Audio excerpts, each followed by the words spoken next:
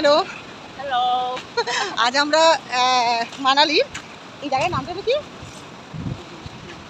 ভুনতাও ভুনতাল ভুনতাল ভুনতালে এসেছি এখানে।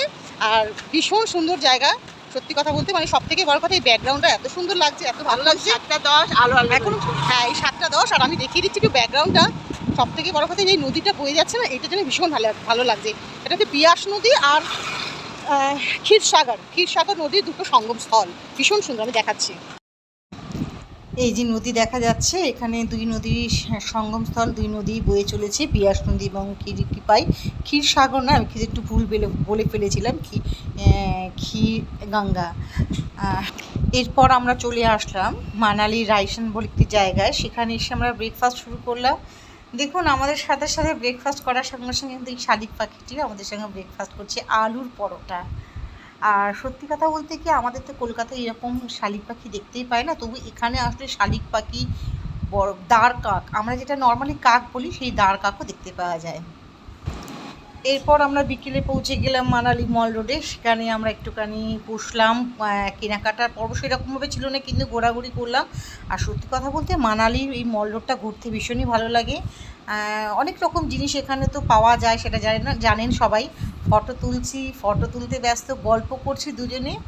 আর তার সঙ্গে তো আছেই আমরা সেলফি, ভিডিও, রিলস, এগুলো তো রয়েছে। আর এরপরে আমাদের কিন্তু আরেকটা পর্ব হবে, সেটা হচ্ছে আইসক্রিম পর্ব। আর আমরা কিছুক্ষণ আগে একটু মোমো খেয়ে আসলাম, খেয়ে এসে দুজনে প্রচুর মানে সুখ দুঃখের গল্প করছি আইসক্রিম খেতে খেতে। আর ঠান্ডার দেশে গিয়ে কিন্তু মানে ঠান্ডার জায়গায় গিয়ে আইসক্রিম খেতে দারুণ লাগে। সাইট সিনের মধ্যে এই যে এখন আমরা চলে এসেছি মানালি হিড়িম্বা টেম্পেল। এই হিড়িম্বা মন্দির বা ধুমগাড়ি মন্দির, এটি মহাভারতের ভীমের স্ত্রী হিড়িম্বা দেবীকে উৎসর্গ করা হয়েছে। এই মন্দিরটি হিমালয়ের পাদদেশে ধুমগিরি ভ্যান বিহার নামে একটি দেবদারু বন দ্বারা আবদ্ধ।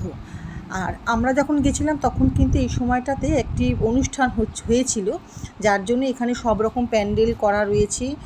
একটা পুজো হয়েছিল এই সময়, বুঝতেই পারছেন। খুব সুন্দর। আমরা এখানকার ভোগ প্রসাদও গ্রহণ করলাম। আর তার সাথে সাথে পাশে হিড়িম্বা দেবীর এই মন্দিরের পাশে কিন্তু একটা ছোট্ট পার্ক আছে। এরপর আমরা বেরিয়ে পড়লাম কাশলের উদ্দেশ্যে। কাশলে আমরা পৌঁছাতে আমাদের একটুখানি বিকেলই হয়ে যাবে। যাই হোক, আমি কিন্তু রিলস করছি হাতের বিভিন্ন রকম ভঙ্গিমা দিয়ে, আর ভালোও লাগছে এটাই। এরপরে তো প্রাকৃতিক সৌন্দর্য এখানে রয়েছে, চিরসবুজ, একদম বলার কিছু নেই। হঠাৎ করে মন চাইলো রাস্তায় একটুখানি আমরা ডান্স করবো, একদম ফ্রি মাইন্ডে নেমে পড়লাম।